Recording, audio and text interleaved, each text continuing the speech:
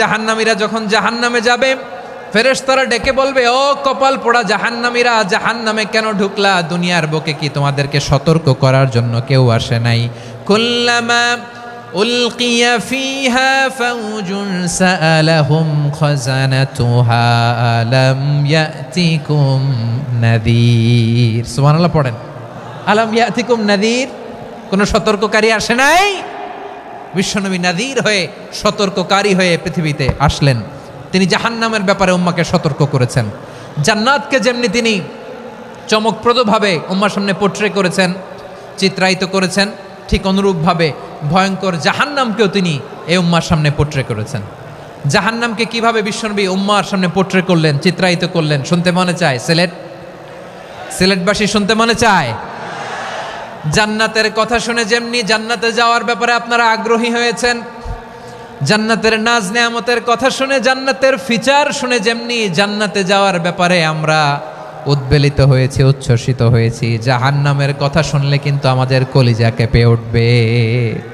কিভাবে বিশ্বনবী পোট্রে করলেন? বিশ্বনবী বলেন, নারুকুম হাযিহিল্লাতী ইউকিদু ইবনু আদম জুজউন মিন ৭০ জুজআন মিন হাররি জাহান্নাম। ও আমার উম্মতেরা, তোমরা যে রান্নাঘরে যে আগুন দিয়ে রান্না করো, তোমরা কি ভেবেছো জাহান্নামের আগুন ওই রান্নাঘরের আগুনের মতো না? আপনারা কিচেনে যে রান্না করেন, রান্নাঘরের আগুন আর জাহান্নামের আগুন তো একই না? সিলেটের ভাইয়েরা বুঝে থাকলে উত্তর দেন। কিচেনের রান্নাঘরের আগুন আর জাহান্নামের আগুন এক না? একরকম? বিশ্বনবী বলেন, জুজউন মিন ৭০ জুজআন মিন হাররি জাহান্নাম। জাহান্নামের আগুন দুনিয়ার আগুনের চেয়ে কমপক্ষে ৭০ গুণ বেশি তেজওয়ালা। জাহান্নামের আগুনকে আল্লাহ নাম দিয়েছেন নারুল্লাহ। এটা আল্লাহর আগুন, নারুল্লাহিল মুকাদা আল্লাতী তাত্তালিউ আলাল আফইদা, যেটা কলিজার মধ্যে যে ধরে যায়। দুনিয়ার আগুন হাতে লাগলে হাত জ্বলে, পায়ে লাগলে পা জ্বলে। জাহান্নামের আগুন দেহের যেই জায়গায় লাগুক না কেন, সাথে সাথে কলিজাটা জ্বলে ছাই হয়ে যাবে।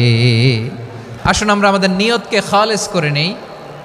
আমরা যা শুনবো আমলের নিয়তে শুনবো, নিজের জীবনকে পরিবর্তনের জন্য শুনবো, ঠিক কিনা বলেন?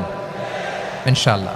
সূরাতুল আহজাবের ৪৫ এবং ৪৬ নম্বর আয়াত আমি তেলাওয়াত করেছি, যেখানে আল্লাহ তাআলা বিশ্বনবীর ৫টি বৈশিষ্ট্যের কথা বলেছেন। কয়টি? সবাই বলুন আওয়াজ করে, কয়টি? ৫টি বৈশিষ্ট্যের কথা আল্লাহ তাআলা এই আয়াত দুটিতে উল্লেখ করেছেন। বিশ্বনবী সাল্লাল্লাহু আলাইহি ওয়াসাল্লামের জীবনী, ওনার বায়োগ্রাফি নিয়ে কথা বলাটা দুষ্কর, কারণ এটার কোনো শেষ নাই, কুল নাই, কিনারা নাই, বিয়ন্ড